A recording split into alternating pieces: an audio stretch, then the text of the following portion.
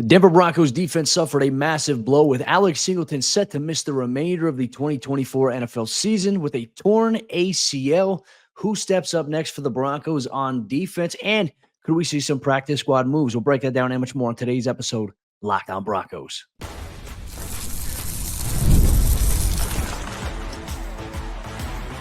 You are Locked On Broncos, your daily Denver Broncos podcast. Part of the Locked On Podcast Network, your team every day. What's happening, Broncos Country? Welcome to another bonus episode, Locked On Broncos, your daily Denver Broncos podcast, part of the Locked On Podcast Network, your team every day. We wish this was a good news, breaking news type of episode here, as the Broncos, unfortunately, were dealt a negative blow to the defensive side of the ball. Alex Singleton will miss the remainder of the 2024 NFL season with a torn ACL. I'm Cody Roark, Broncos reporter for Mile High Sports, joined as always by Sayre Bedinger, site expert, predominantly orange.com. And really, our focus is here on what's next for Denver's defense after Singleton's injury, which was announced by Broncos head coach Sean Payton following Wednesday's practice. Really, the surprising factor about Singleton and this injury for Denver, it happened on their second defensive series where Brandon Jones had an interception. The thing is, Alex Singleton played the rest of the game with a torn ACL and felt soreness after the game, got checked out. And then that kind of summarizes the story here about where Denver is at here. Sayre, really big blow here for the Broncos defensively, losing a captain. And on top of that, one of their top tacklers on the defensive side of the ball. 370 plus tackles in 3 years with the Denver Broncos, Cody, and that's only with 3 games played here in 2024. It's kind of insane how productive Alex Singleton has been as a tackler for this team. But now the attention shifts to, where do the Broncos find the next Alex Singleton, right? Because remember, when he came in 2022, he was not a starter at the beginning of the year. That was Jonas Griffith and Josie Jewell. And Alex Singleton came in when I think Jonas was struggling with an injury, or Josie, or one of the two was dealing with an injury there back in 2022. Alex came in while he pipped him and kept the job permanently. And so now it's a matter of, all right, who's going to be that next Alex Singleton? Because quite frankly, Cody, I mean, he was 27 years old at the time he kind of broke out for the Denver Broncos, after every Eagles fan told every Broncos fan all offseason, like, this guy's the worst player ever. And you and I are both kind of like, is he actually going to have to play linebacker for the team? Ends up being one of the best tacklers we've seen in recent memory. So that next Alex Singleton, who is it going to be for the Denver Broncos? That next player that's going to step up. I say it like it's easy to do, Cody. It's easy to say who's going to be the next Alex Singleton, but there's some guys that are going to be able to have the opportunity, at least here, starting in week 4, to step into those big shoes. And we'll dive into maybe some of those options, who we think they may be. Obviously, Denver has made some moves at linebacker here, obviously on Wednesday. But here's what Broncos head coach Sean Payton had to say in terms of announcing the injury and just the overall vibe. You could tell Payton was not very happy, just, bummed out for Singleton that, hey, he had to suffer an injury like this, and this is something that he'll have to deal with. He had an ACL in last week's game, midway through the game, one in which, though, he played 2/3 of the game with.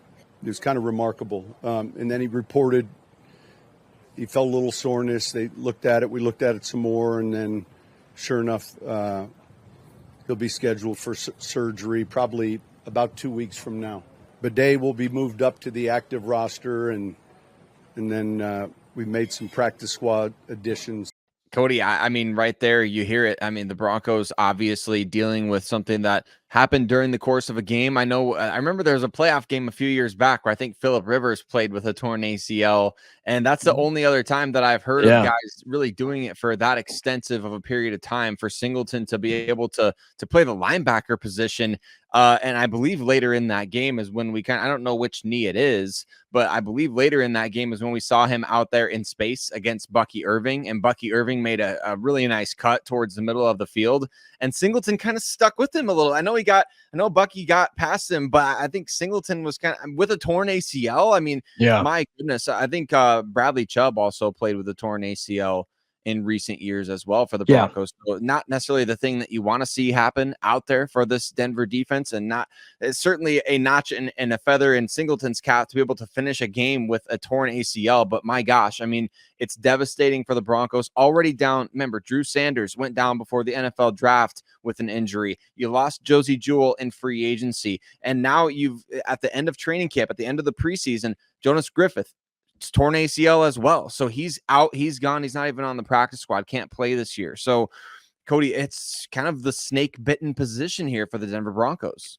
A little bit of a concern here, but, help could be on the way. As you mentioned, you're trying to find the next Singleton. Hard to do, but who's going to be the guy that's going to step up, right? Cody Barton, Kristian Welch, Justin Strnad. These three linebackers are the three guys that are on the 53-man roster right now. Cody Barton played 54% of the team's defensive snaps last week. Kristian Welch played 0. There is a possibility it is those two guys playing the Mike and the Will backer position. And, we also talked about a little bit of another bonus breaking news episode. The team had also signed veteran former Pro Bowl linebacker Kwon Alexander to the practice squad.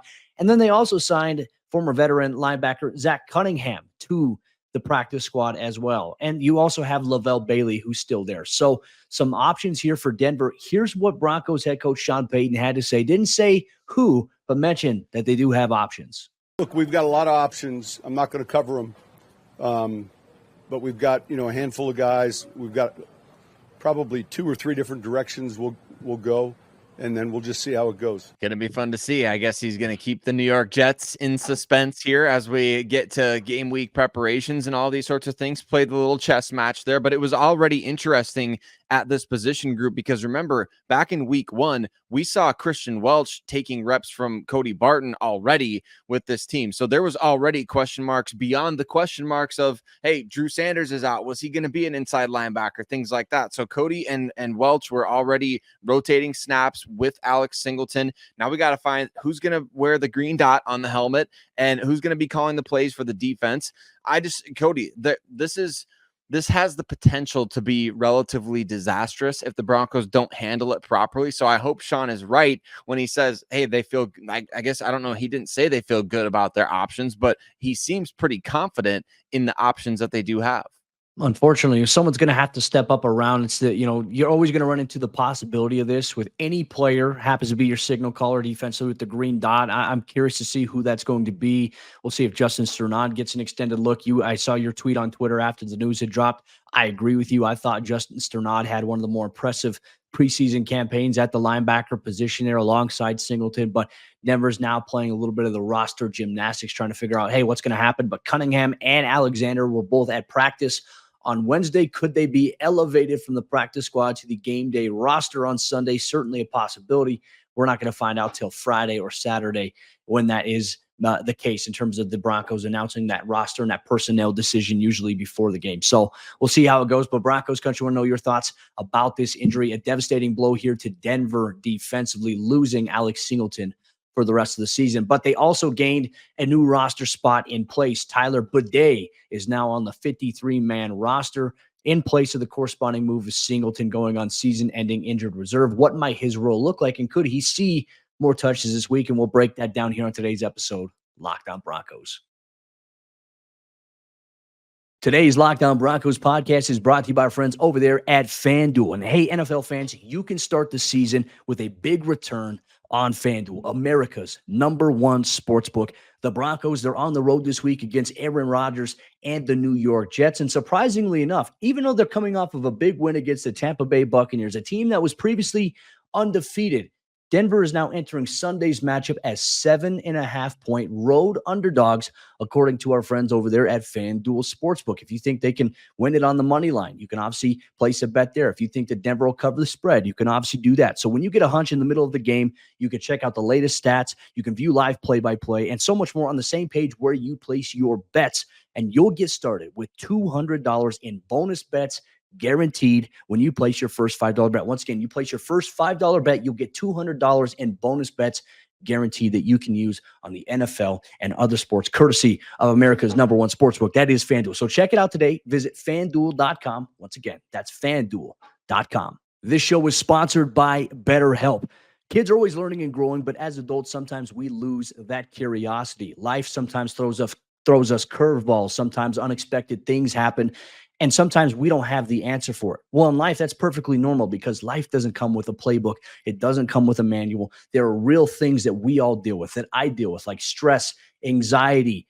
Things like this can impact you and impact your quality of life. And sometimes it's important to reconnect with yourself and find your inner child here once again. And BetterHelp is one way that can help, because therapy can help you bridge the gap in that situation. If you're thinking of starting therapy, give BetterHelp a try. It's entirely online. It's designed to be convenient, flexible, and best of all, suited to your schedule to meet you where you're at. Just fill out a brief questionnaire to get matched with a licensed therapist, and you can switch therapists at any time for no additional charge if you and your therapist do not vibe well. So check it out here today. I've utilized it in the past. It was a benefit to me in the time that I used BetterHelp.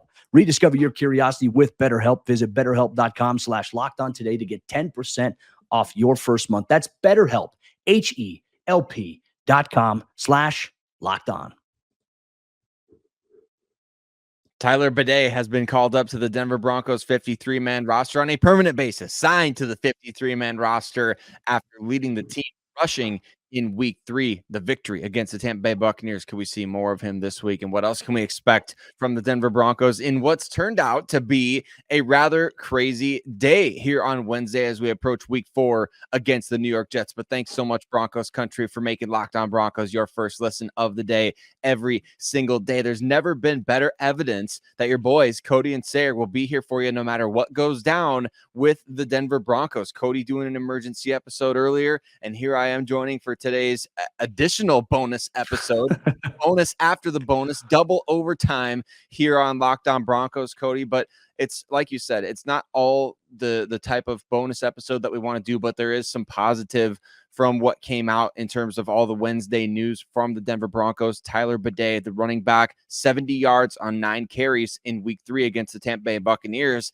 He got called up to the 53-man roster. We talked about, hey, are the Broncos going to be able to keep 6 wide receivers on the active roster in the preseason? Now here we are. There's 6 total running backs on the 53-man roster. Well, I guess Estime doesn't count right now, but if you count Estime, there's 6 with Michael Burton, the fullback, as well. But Badie certainly deserving also of more carries going forward. Yeah, and I think that's the bigger question here this week. Is he going to be the featured back? There's been a lot of comments and a lot of debate. I've seen it on social media in our mentions. I've seen it in the comment section here on our YouTube channel where people are talking about, well, it's RB1 doesn't really matter. It's about who gets the bulk share of the carries. Okay, but we're just talking about who's going to be the guy that's going to be the primary ball carrier. And I would say this, Sean Payton not tipping his hand while Badie, and obviously there's the name correction. A lot of people are like, well, that's not how it's said. He announced it on the Broncos Twitter page, if you don't believe us. So go check it out. You'll hear the official pronunciation from himself. But for him, I think that he should get a larger look this week, right? Just he's got the hot hand. We've been saying it all week. Ride the hot hand. It doesn't necessarily mean that Javonte Williams is done, but maybe if Badie is the primary ball carrier here, and you are getting a couple of big chunk plays, and Bo is getting some, rhythm going in the passing game. Maybe when Javonte does come in, it'll open things up for him. I mean, look, here's the thing with Javonte, and I don't think we touched on this a little bit earlier in the week. According to our friends over there, NFL Next Gen Stats, over 54% of Javonte's snaps where he's out there, he's facing an 8-man box or more. The next highest, I think, is the San Francisco running back at like 34% at that point. So it's a drastic difference.